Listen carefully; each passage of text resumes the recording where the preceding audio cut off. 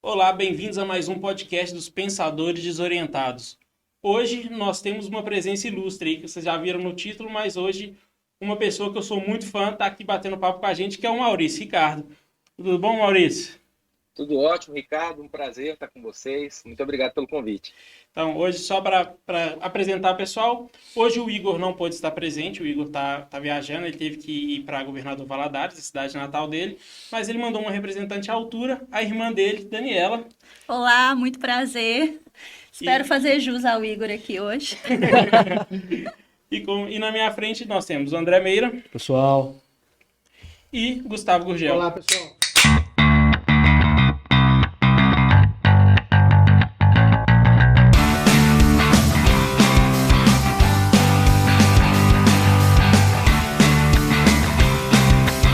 Então, gente, vamos lá. Eu acho que eu quero começar esse bate-papo perguntando para o Maurício Ricardo como é que é ser de um dinossauro da internet, tá aí há tantos anos.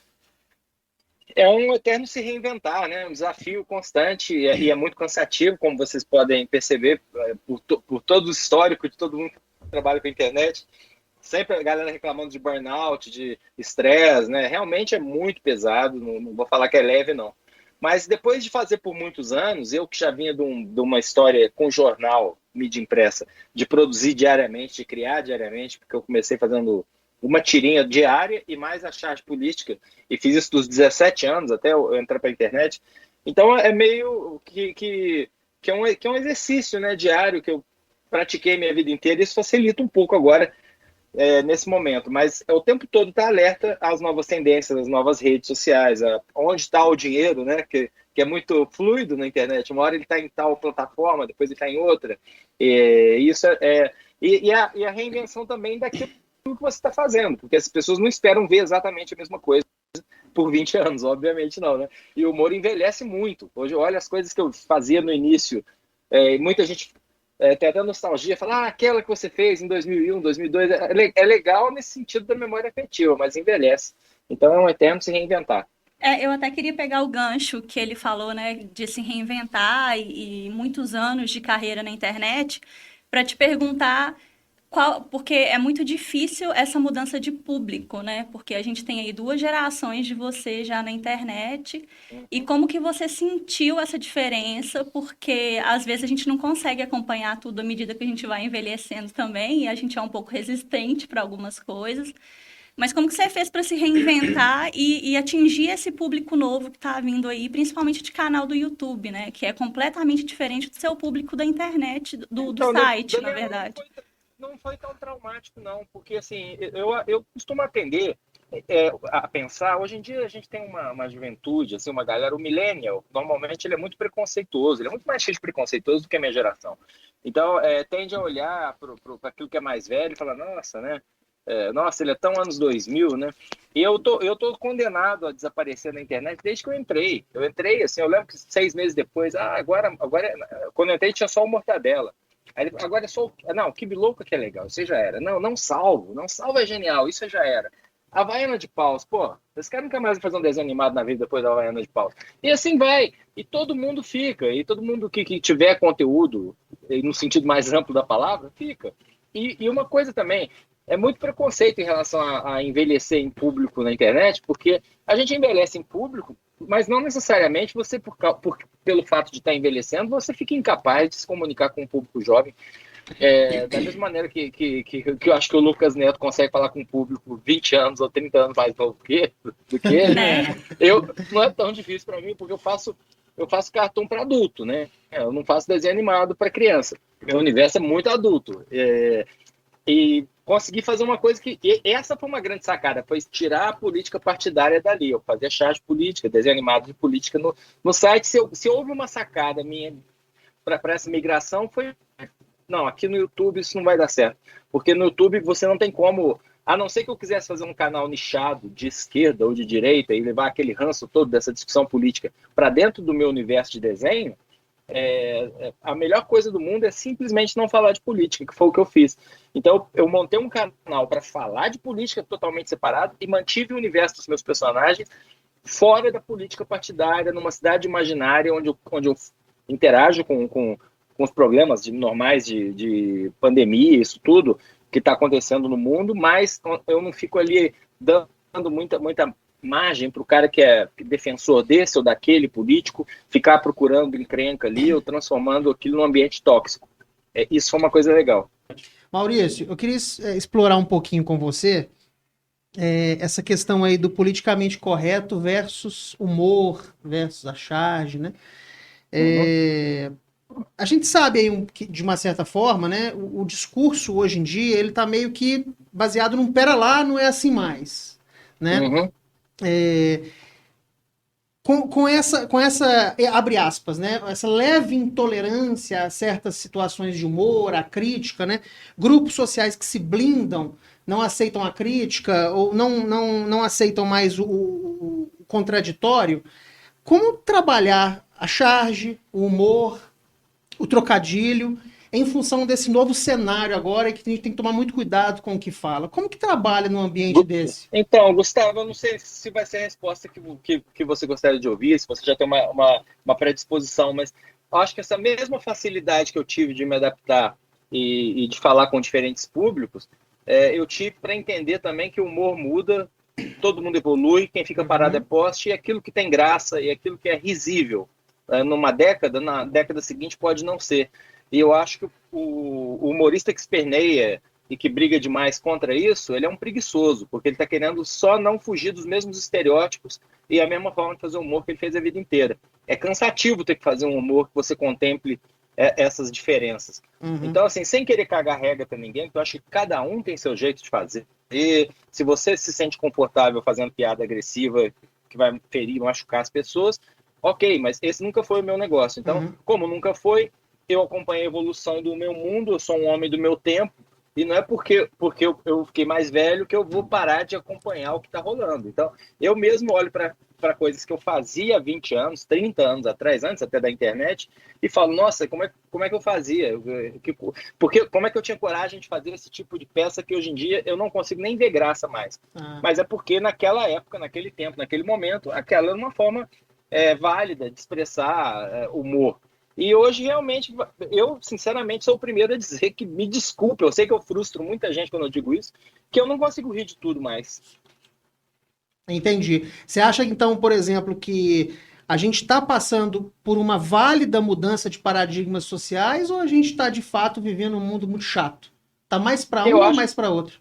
Eu acho que tem as duas coisas. A gente tem uma pauta que é muito válida, e gente que se apropria dessa pauta de uma maneira ou exagerada ou não criando pontes, mas pelo contrário tacando fogo nas pontes nas pequenas pontes que existem, entendeu? Em vez de tentar ampliar o acesso aos dois mundos para as pessoas poderem conversar umas com as outras, debater as diferenças com clareza, com tudo, você vê gente muito mais querendo tacar fogo na ponte. Esse fenômeno que a gente está vendo hoje aí no Big Brother, que está tomando a conta do noticiário, né, e dos debates nacionais, que é essa questão do exagero da lacração, aquela coisa que a Lumena está passando, que virou uma personagem, a Carol Conká, né, e de tudo problematizar e tal. Esse é um problema, sim, é um problema. Mas isso não invalida de forma alguma nada do que está sendo lutado ali. Eu fico bestificado quando vejo uma mulher falar mal de feminista, por exemplo, como se fosse palavrão. Quando o feminismo é que fez a mulher votar, o feminismo é que fez a mulher ter direito a um monte de coisas que ela nunca teve, inclusive de usar uma minissaia, de transar antes de casar. Eu fico bestificado como essa geração que está aí é careta e está andando para trás, né, nesse aspecto, que para mim não tem a ver com ser hippie, viver todo mundo pelado e ninguém é de ninguém, nem nada disso. Eu tô falando de respeito ao outro, de amor, de entender outras formas de amor que não a que você pratica na sua casa, esse tipo de coisa. E o respeito muito. Que a gente tem que ter respeito, cara. Eu não sei. Eu fico sem graça de falar essas coisas, porque hoje em dia, os dois lados parecem que você está forçando a barra para o exagero. Mas se eu tiver que pender para um lado, eu vou sempre pender para o lado da minoria. Tá certo, tá certo. Eu tô vendo que tem um álbum do Pink Floyd ali atrás, tô vendo que você é colecionador, tem o Fred Mercury ali, você também já trabalhou com música, né? O que essa galera do rock and roll serviu de inspiração para você? Já serviu alguma coisa assim na sua carreira, seja de músico, seja na de cartunista? Você conseguiu trazer muita inspiração? Eu sou obrigado a fazer uma primeira correção, que assim, até hoje eu toco. Rock, até hoje. Assim, em Uberlândia, Minas Gerais, se você vê um cartaz assim, Pink Floyd cover, provavelmente eu vou estar tocando. Porque eu acho muito, muito digno um cara chegar aos 57 anos, como eu tô, e tocar as músicas de caras que têm 70. Não vejo nada errado nisso. Os meus ídolos são todos mais velhos. Eu não me sentiria muito confortável indo hoje fazer sei lá, eu não consigo nem lembrar, fazer cover da Manu Gavassi, por exemplo, que tem metade da minha idade. Eu não faria isso com conforto, mas tocar rock a vida inteira me alimentou muito, me ajudou muito. Eu tive uma experiência muito legal com trabalho autoral. Tem até um troféuzinho aqui também, aqui do que eu ganhei da MTV, que é o Web Hit do ano. Deixa eu ver se ele está aparecendo. Acho que tá atrás do baixo ali. Com a banda Os Seminovos, que eu montei em 2007, por aí, e a gente distribuiu os MP3 gratuitos na internet. Isso tudo está em 4 álbuns hoje disponíveis no Spotify. Então sempre foi um aspecto muito, muito legal da minha vida. E é muito comum você ver cartunistas, chargistas, normalmente andar por essa outra área. Assim, gente que toca jazz, o Robert Crumb, um dos grandes quadrinistas do mundo, ele toca jazz. Você vai tendo o Reinaldo, que era cartunista também, que tem banda. É comum essa coisa de rock and roll. O Angeli tem um universo de rock muito ligado na produção dele, né? O rock and roll é muito crítico, sempre fez né? parte da minha vida. O rock and roll é muito crítico, tem muita crítica social, muita crítica política, que são coisas que você traz para dentro das suas charges, né? Essas críticas sociais e tal. Esse frescor que a gente tem que manter na cabeça, né? O bom rock and roll, ele se mantém fresco. Você pode ouvir uma música dos Beatles feita 55 anos atrás e se você vê lá a galera tocando com muita vontade num bar, é tão emocionante quanto ver os Cats em Hamburgo ou Liverpool nos anos 60. Então eu acho que o rock tem isso. É parte desse meu processo de me manter produtivo, acredito eu. De não me impor limite. Maurício, nessa quarentena você fez vários longa-metragens, né? Porque a temporada que você fez de Todo Mundo em Casa, que pra mim foi sensacional, teve um episódio que você, como você disse pelas palavras do Coisa Ruim, você lavou minha alma. Não sei se você sabe qual parte que é essa. Deve lembrar que é quando ele, perdão a palavra, ele mata a autoridade, que pra mim lavou minha alma mesmo. Mas como é que foi a sensação? Porque agora são desenhos brasileiros, né? São longas-metragens brasileiros que não Pois é é, né? coisa, né?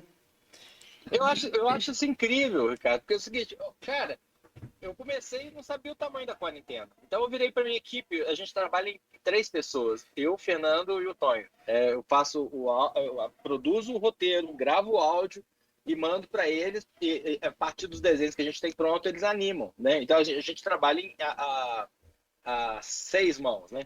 E aí, quando começou a quarentena, eu falei, eu não vou fingir que não está acontecendo nada. Porque não se fala de outra coisa. Naquela época você ligava a Globo, então, de manhã, ainda tinha até um programa de Covid, que ficava a manhã inteira falando de Covid. E eu falei, não dá para fazer. Aí o que eu vou fazer? Aí eu tive a ideia de pegar os personagens, juntar todos no mesmo lugar, para justificar eles andarem sem máscara e eles aglomerarem. É mais ou menos o que está acontecendo no Big Brother. Né? Eu fiz uma espécie de Big Brother com todos os meus personagens, né? Foi bem no início da quarentena. Só que eu não imaginava que a gente ia atravessar o ano inteiro de 2020, entrar em 2021 desse jeito. Então eu fui fazendo a história continuada em capítulos, né? E eu que nunca fazia, o máximo que eu fazia era 10, 12 capítulos. Fiz a primeira temporada com 28, por aí. Quando eu vi que não ia dar para parar ainda, porque estava tudo do mesmo jeito, fiz a segunda, a terceira, a quarta, a quinta, a sexta. E aí eu descobri, sem querer também, nessa de se reinventar, às vezes é por acidente, né? Eu descobri um formato novo, que é o formato novela mesmo. Antigamente eu fazia umas charges de cotidiano bastante livres de contexto, você podia ver em qualquer momento. Agora quem cai de paraquedas lá não entende nada, porque está no meio de uma história, e mesmo o que está no ar agora, que a vida continua, eu só mudei o nome, porque na verdade continua o desenrolar dos fatos que a gente botou em andamento lá para março, né? Então virou meio que uma novela, uma malhação que não acaba nunca, né?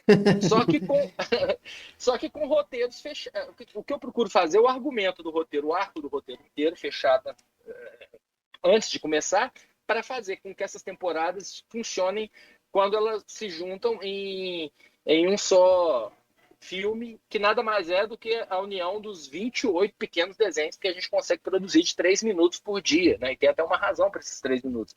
Mas, assim, quando a gente pega ao todo, dá 1h30 de animação. E nessa, sem ver, a gente produziu 6 longas-metragens isso aí só de AdSense e de apoia-se da galera, porque nem um tostão de investimento de produtora, de UOL, de Netflix, Globo, nada disso, streaming, de nenhuma espécie. Então, eu tenho muito orgulho disso que a gente está fazendo na internet, com total liberdade criativa também, que é uma coisa muito boa, né? Passo muita raiva com desmonetização no YouTube, mas quem não, né?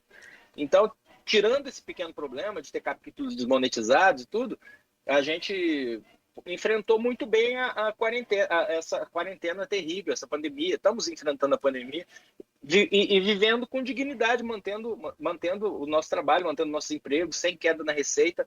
Eu acho isso muito, muito legal. E justo no momento em que o Charge faz 21 anos, né?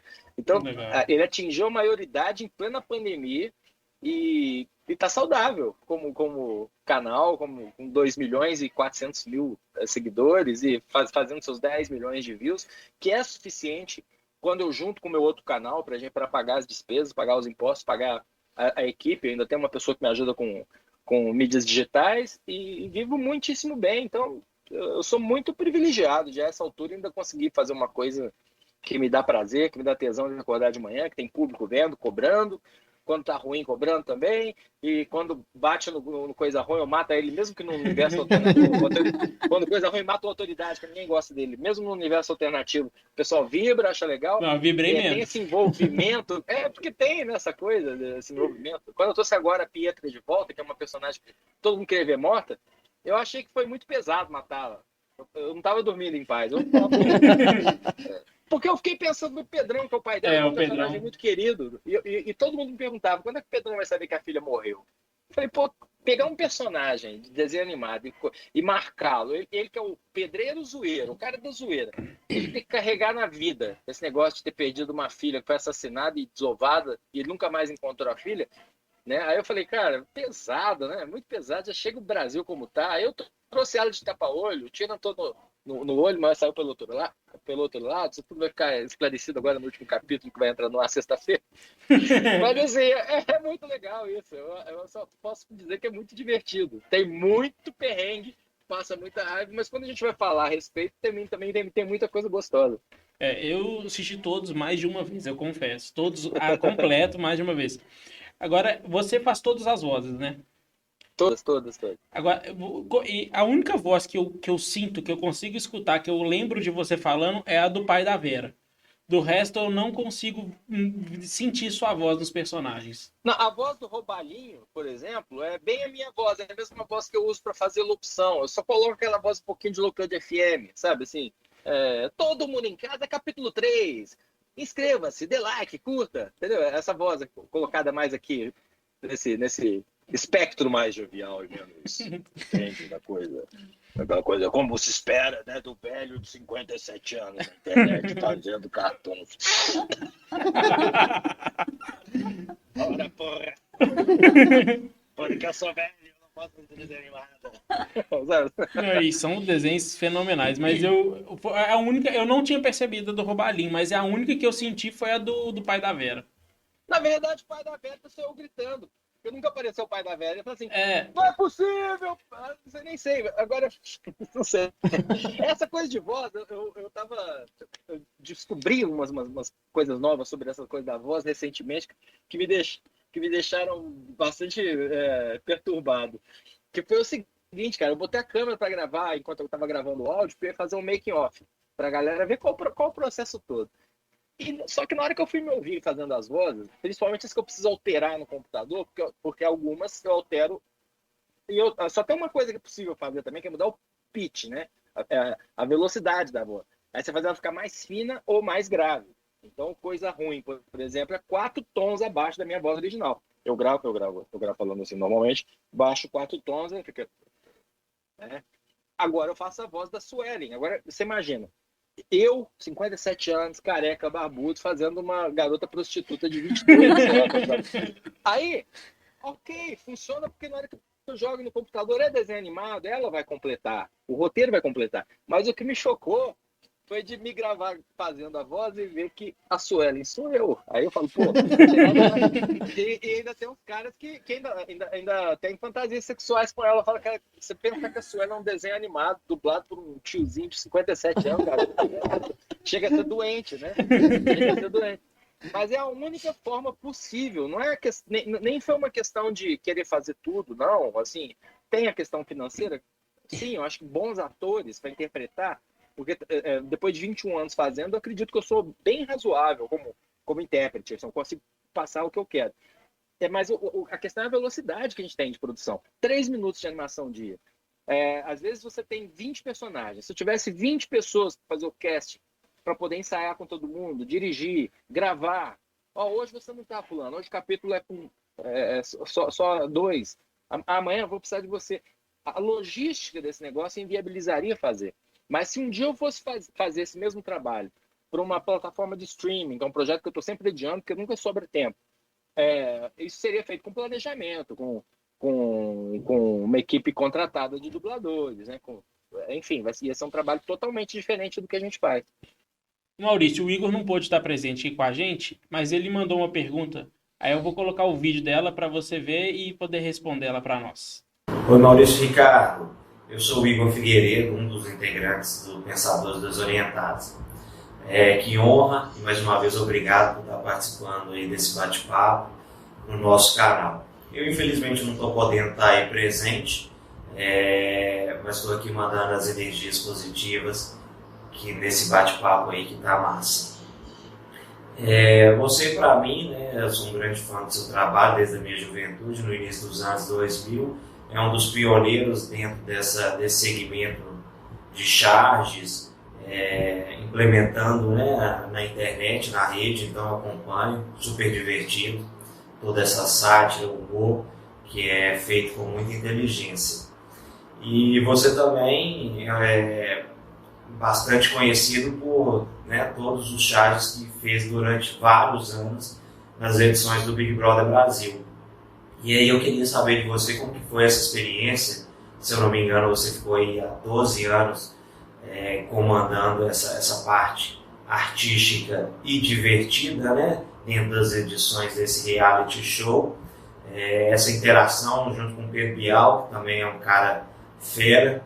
Eu queria que você contasse para nós como que foi essa experiência e como tem sido, porque você, né, acredito que você ainda trabalha na Rede Globo, e se tem também novos projetos aí dentro da televisão que você vai participar.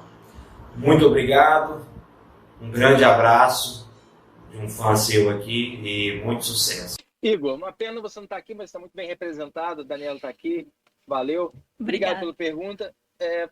Foi uma parte muito importante da minha vida, né? Esses 12 anos de Big Brother. Mas nunca foi a minha atividade principal e era sempre muito pesado, porque eu já vinha da minha rotina da internet, produzindo diariamente para a internet. Quando chegava o Big Brother, eram 3 meses de mergulho que eu tinha que fazer. Era um confinamento para você, né? Era um confinamento para mim também. E era antes de rede social. Hoje está muito mais fácil. Você entra no Twitter, dá uma olhada, você vai lá, entra na Globoplay, vê lá já os resumos e tal. Não, eu tinha que estar no pay-per-view. Era bem mais delicado, porque eu tinha que capturar a sutileza das pessoas que estavam ali na casa, sem muito feedback de rede social. Imagina, eu comecei assim, eu acho que nem Orkut tinha em 2004. E foi assim, eu estava um dia na minha casa fazendo internet, o Boninho me ligou, porque eu já fazia coisas para a Globo, eventualmente, como continuo fazendo, eventualmente. O Boninho ligou e falou, você conseguiria fazer uma... O cara contou uma história engraçada aqui, você consegue fazer para hoje, 7 da noite? Era meio-dia. Eu falei, faço, cara. Eles estavam acostumados a mandar trolha comigo, assim, bem em prazos ridículos, que ninguém faria no eixo Rio-São Paulo, vinha parar aqui em Berlândia, né?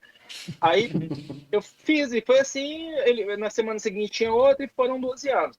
Aí esses 12 anos foram muito ricos, mas eu acho que sim, fechou-se um ciclo.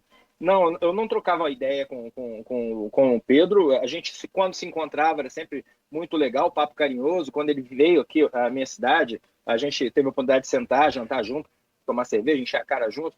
No Rio também, eu fui a 2 finais do Big Brother, então foi uma experiência legal. Mas, assim, pode parecer que eu estou querendo dizer que, não, porque eu adoraria voltar para um projeto tão bacana quanto foi aquele. Mas eu sou o primeiro cara a admitir que depois de 12 anos era a hora de uma coisa nova. Da mesma maneira que o Pedro Bial passou da idade de ter saco, de ficar acompanhando aquilo, e um cara que, com a bagagem que ele tinha, de ter ido lá, cobrir a queda do Muro de Berlim, o cara cobriu guerra no Oriente Médio, ok, era um projeto maravilhoso enquanto lançamento, assim, de falar, poxa, é quase um experimento sociológico, e realmente era muito interessante a proposta, e ainda é, tanto que ainda movimenta o Brasil, mas houve um momento em que ele se cansou e quis partir para outros projetos. E nessa saída, eu também já estava no meu limite de capacidade de... A gente está falando aqui de renovação na internet, imagine você estar no Big Brother e ter que fazer todo ano exatamente a mesma coisa. Então, o próprio programa precisava de um outro formato de humor mais interativo, que eu acho que eles acharam com brilhantismo agora com o Rafael Portugal. Não estou puxando saco, porque só fizeram porcaria antes de achar o Rafael. Foram 3 anos de lixo. Toda terça eu ia ver o que eles botaram no meu lugar. Eu gostava de acompanhar para ver, né? E era ruim. Não que as pessoas fossem ruins, é que os projetos não colavam. Eu acho que tentaram um ator que eu esqueci o nome, que era do Zorra, tentaram uns bonequinhos sentados na sala, lá, uma família, uma coisa horrorosa, mas o Rafael tá fantástico, por quê? Porque ele conseguiu trazer esse universo das redes sociais, essa nova forma de ver BBB, que é uma forma coletiva e conversada, e transformar isso em humor com a pegada dele. Então isso foi a grande sacada. Aí eu com muita felicidade, passo o cetro e a coroa de líder do humor da terça para o Rafael. Eu falei isso para ele no ano passado e me divirto muito vendo. Não tem nenhuma... eu queria voltar para lá. Não, eu queria um projeto tão bacana quanto. Isso eu não nego. Mas, assim, ali já deu. O que eu gostaria de fazer em TV, Igor? Fechando a sua pergunta. Pegar isso que eu faço na internet, fazer com um pouquinho melhor, um pouquinho mais de acabamento, de melhor acabamento, nas vozes, na animação, para ter feito com um pouco mais de calma, sem essa correria que a gente é obrigado a fazer, para poder burilar melhor tudo o que a gente já faz muito bem e ter isso numa plataforma de TV ou por streaming com investimento externo para a gente não depender de AdSense. Isso seria maravilhoso. E é um projeto que eu estava em andamento com ele quando veio a pandemia, mas a pandemia interrompeu todas as conversas porque eu não tenho como. Ainda mais estando isolado em Uberlândia, pegar um avião ou conversar, ou esse não é o tipo de assunto que você trata por rede social, ou por call de Zoom e tal. Sem contar que realmente, aí é uma questão pessoal, a minha maneira, cada um viveu a pandemia de um jeito diferente. Eu estou vivendo a minha muito autocentrado nesse mundo aí que eu criei lá dentro do Charges, e aquilo para você que acompanha, Ricardo, sabe como aqueles roteiros são roteiros bem elaborados, cara, bem amarrados. Eles têm que... Eu não deixo ponta solta, eu tenho que pesquisar um universo de 20 anos de sagas interligadas, e aquilo não é uma coisa simples de fazer. Eu estou muito focado em manter os empregos que eu tenho, fora outros projetos de vida que eu tenho fora da carreira. Então TV não é minha prioridade não, mas se rolar um projeto bacana, eu com o maior prazer abraço. Alô, Netflix. Segura o recado aí. De vez em quando aparece um e fala, pô, mas aí que tá, uma coisa tem, o Charges aliás, eu acho que esse sempre foi meu grande problema na internet. Eu nunca tive aquele verdadeiro boom, sabe aquele negócio assim, o boom? O que é legal é que a vida inteira eu tive um público grande, mas não aquele público enorme a ponto de estar todo mundo falando nisso. Até porque eu tenho 21 anos de internet, os caras, ninguém vai chegar, olha, descobri um canal, o cara fala, nossa, essa coisa é tão 2000, tão 2005, né? Então, como é a rede do novo, a rede do... Tudo tem que ser moderno, descolado. Agora estamos nessa onda de podcasts, que estão vários podcasts acontecendo, e aí quem começou antes, agora fala, pô, o cara está fazendo exatamente o que eu estava fazendo, e ao mesmo tempo é um formato hiper gostoso, que funciona, né? tá? Que a gente tá fazendo isso aqui, é muito legal. Desenho animado tem muito mais do que tinha quando eu comecei, né? Então, se for para descobrir, o cara vai descobrir o novo, acho que não vai descobrir o velho. E acho que esse que é o problema. Os vídeos têm em média 100, pegam 100 mil views, 120 mil no primeiro dia, que podem chegar a 200. Quando alguma coisa viraliza, dá 1 milhão, tem vídeos de 10 milhões no Charge, mas ele fica nesse tamanho, assim, que não chega a brilhar os olhos de uma Netflix, de uma Amazon Prime. E talvez essa seja a minha bênção, sabe? Para eu viver livre, com qualidade de vida em Uberlândia, tranquilo. Talvez seja, né? A gente tem que ter muito cuidado com o que a gente pede, com o que a gente reza. Eu estava vendo hoje, inclusive, um podcast mais cedo, do Vilela, e o Evandro Santos esteve lá e ele estava muito chapado e teve que cortar, voltou no dia seguinte, aí foi explicado o Rivotril que ele teve que tomar, porque ele estava muito nervoso com não sei o que lá, aí falou do pânico, que para ir para a reunião do pânico, uns tinham que encher a cara, outros tinham que tomar 10 gotas de Rivotril, 20, o outro tinha que fazer não sei o que lá, porque era um inferno.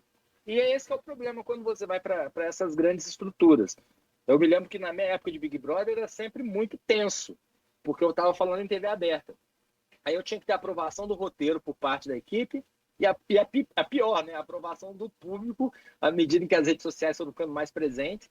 E eu estava toda semana no Trend Topics, ou com os caras me amando ou me xingando, depende da pessoa da casa que eu peguei, se foi a pessoa certa, no momento certo, a pessoa estava caída e o pessoal queria você pisando de salto-agulha no olho dela, perfeito, era comigo. Mas se eu pegasse alguém que não estava tão em evidência, porque mudou o clima da casa, o humor, aí era eu que era uma porcaria, entendeu? Então, você tem que ter um certo ouvido de telemarketing, né? Que eu gosto de brincar, que é assim, sim, senhor, mais alguma coisa, senhor? É um filtro, né? Porque... O supervisor não pode atendê-lo, senhor. Mais alguma coisa, senhor? Posso te ajudar em mais alguma coisa? Maurício Ricardo agradece a ligação, porque você vai levando e vai acumulando aquilo, entendeu? E o cara nem tá lembrando de você e você tá lá remoendo. Esse ambiente é uma montanha-russa de humores, né? Se a gente for seguir... É horrível, Nossa. é um ambiente horrível. Não. O ambiente de criação é muito bom, mas o ambiente de criação diária e com audiência é horrível. Assim, eu tô falando com essa calma, porque como até hoje eu não fui atingido por um grande tsunami, assim, eu consegui ir migrando, né? Eu olho pro chat, tá desse tamanho ainda dá. Eu olho o meu AdSense lá com $1 a 6 pau, falo, valeu, Bolsonaro. Tocante isso daí, cara. Tá ok? Tô brincando, gente. Tá ok, tá Mas ok. tá ok, é o que todo mundo tá achando. Tá ok, tá ok. Quitado de ouro, aquilo é uma tragédia do país. Mas assim, eu não passei por esse drama desesperado, ter que falar, vou ter que fazer isso. Se eu não fizer isso, eu não vou conseguir pagar a conta. E o YouTube é bonitinho nesse aspecto, né? Assim, eles mandam umas coisas de motivacionais, meio gamification, né? Que também tem no Uber e tudo. Parabéns, você está próximo de bater o que você fez ontem. Se você fizer mais 2 corridas hoje, você vai ganhar mais dinheiro do que você ganhou ontem. Eu caio dúvida, né? E comigo parabéns, seu vídeo está indo bem, ele teve mais do que... Assim, e você vai nessa. Fiquei de férias agora, despencou no AdSense, caiu 80%. Aí fica aquele vermelho com aquela seta para baixo, ele te castiga, ele para de mostrar para as pessoas, é horrível. Aí, de repente, você começa a fazer de novo, com calma, aí a setinha começa a subir, aí também como você caiu 70%, você vai só subindo, né? Para voltar para o normal, aí ficando só verdinho. E esse tipo de coisa, que enlouquece quem não tem a cabeça preparada para isso. Essa é a grande coisa, né? Porque o cara, os estímulos para o pior ou para melhor são muito em tempo real, muito fortes, né? Você se diverte nas redes sociais, né? Você interage com o seu público ali, e a gente sabe que rede social, muita gente acha que é terra de ninguém, pode chegar pisando, pode chegar xingando. Já vi aí casos, a gente até comentou aqui a brincadeira e a resposta que você deu para um, e você tem essa interação. E às vezes a pessoa nem sabe quem é você e já chega te xingando, né? Aconteceu aí um mal-entendido até no outro podcast que você foi também. Como que é para você trabalhar isso aí? É mais diversão ou você leva na... É difícil pra caramba, né? Porque assim, eu tô muito... mais do que eu gostaria até, tô muito ligado à política, mais do que eu gostaria. Porque eu não consigo me desligar, eu fiz isso desde os 17 anos. Quando o Charges começou, tinha esse nome porque era Charge Política. Aí eu dividi. Mas eu tenho meu canal paralelo, meu canal secundário, que é o Fala MR, que tem 180 mil seguidores lá. E é o canal que eu faço isso que eu estou fazendo aqui nesse cenário, eu ligo a câmera e falo por 10 minutos sobre um tema qualquer. E esse canal, normalmente os vídeos têm 50 mil, 40 mil, 80 mil, 100 mil views. Então, assim, é uma outra faceta do meu trabalho. E os caras chegam em rede social, eles querem falar sobre isso. O Brasil está dividido, está polarizado, né?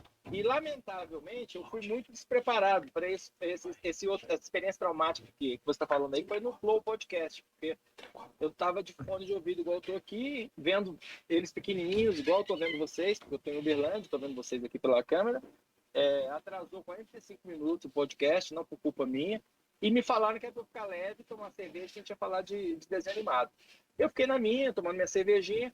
De repente, eu estou vendo o Monark querendo discutir regime de cota. Questão social. E assim, regime de cota sob a ótica de um bolsominion. Aí eu falei, cara, eu não conseguia, não performei aquela noite, entendeu? Assim, foi horrível, achei uma experiência traumática, péssima. Mas também eu tenho que botar a parcela da culpa que eu devo dar a essas próprias divisões que foram criadas pelas redes sociais. Mas no meu normal, voltando no meu contato com o público que segue o meu trabalho, é muito tranquilo, não tem nada disso.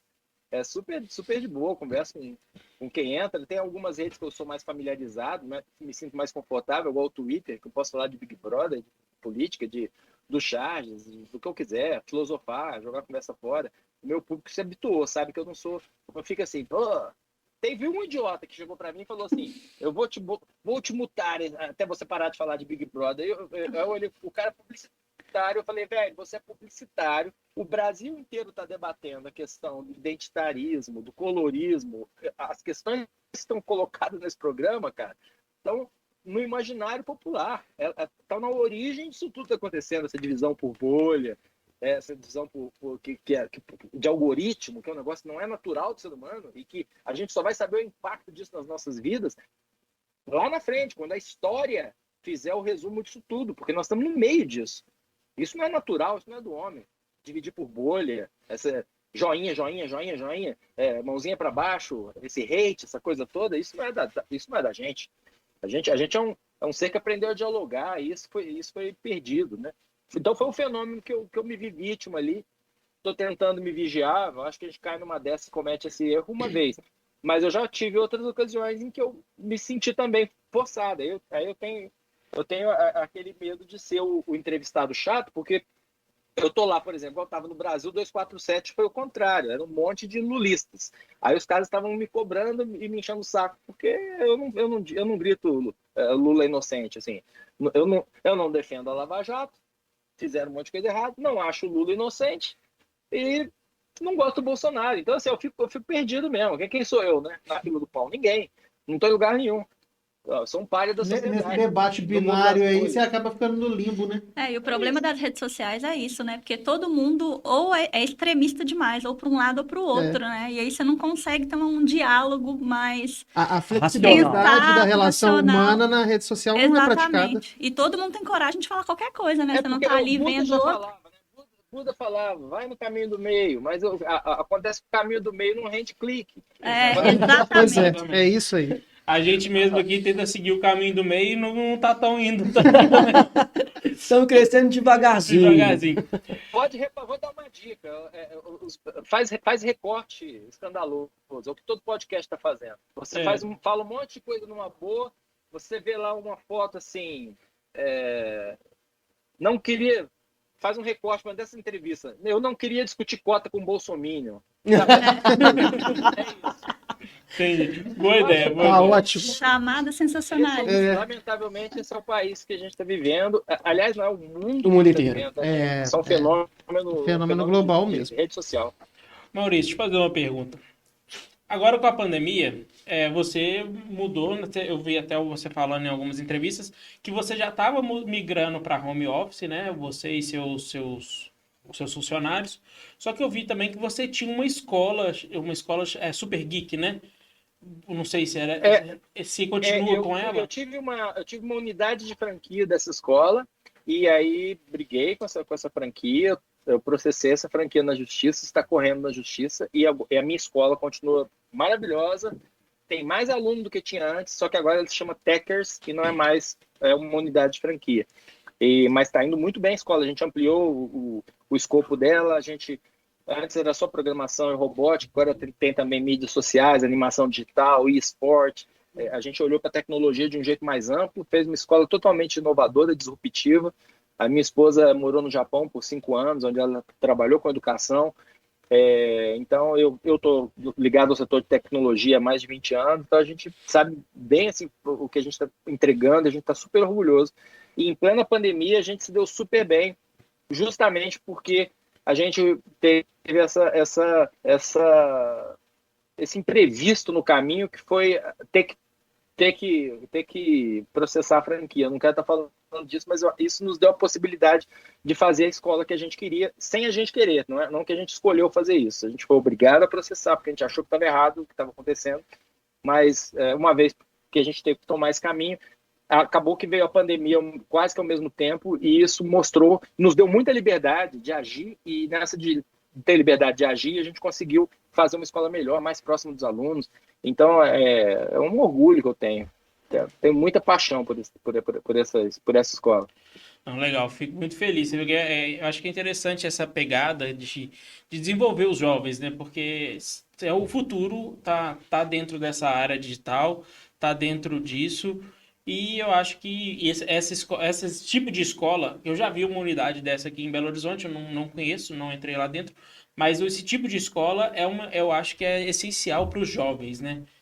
Então, O pessoal parabéns que era pela iniciativa. o pessoal que era dono da unidade de PH vendeu. Isso já diz um pouco sobre o que eu quero falar. Entendeu? Vendeu 80%. Bom, enfim. Mas parabéns, mas mesmo assim, parabéns pela iniciativa de ter Agora, começado sobre isso. o home office, não tem muito romantismo, não. O home office foi uma escolha, foi uma decisão estratégica que eu acho que para quem é da área de startup ou de gestão, vai entender o que eu fiz. Como eu sempre trabalhei ligado a portais, eu tinha um faturamento mais ou menos previsível, eu tinha um FII, eu sabia quanto eu tinha para gastar. Quando eu fiz a opção de ir para o YouTube, negociei essa saída com o UOL, eu dividia em 2 etapas. Antes o UOL me pagava fixo e podia explorar comercialmente o meu material. Aí falei com o UOL, se eu não for para o YouTube, a audiência vai morrer, porque já tem pirataria lá, o pessoal está roubando. Meu canal atual é um canal pirata que eu pedi para o cara me entregar. Eu falei, é meu, cara. Ele tinha subido 700 vídeos em Full HD e estava 2 Na maior anos, cara de ou pau. 3 anos. Na maior cara de pau, tudo que eu botava no meu site, eu botava lá. Foi isso? triste, foi, Daniel. Aí o UOL falou, não, pode ir, mas aí eu vou baixar para metade seu faturamento. Aí nessa eu falei, bom, e vai ser por 1 ano. Para quê? Para ver a audiência, para eu provar que eu sou capaz de render audiência e ganhar dinheiro com a AdSense, né? Só que na hora que fez isso, aí o meu espírito empreendedor, meu lado empreendedor me fez dizer, peraí um pouquinho, para eu mergulhar nisso aqui, eu preciso ter uma coisa chamada liquidez. Eu preciso ter grana no banco para poder saber que se em algum momento esse faturamento despencar e eu não conseguir pagar as contas, não tem que me endividar em cheque especial.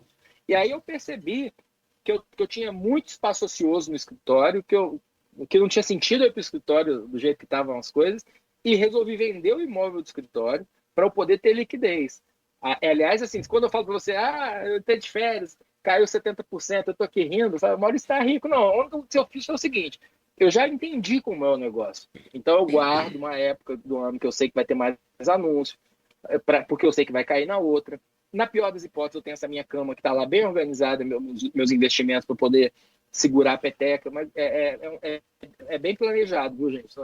Porque eu acho que muito da loucura dos caras é porque ou não conseguiram, porque não conseguiram nunca ter caixa para isso, ou porque não se preocuparam em se planejar.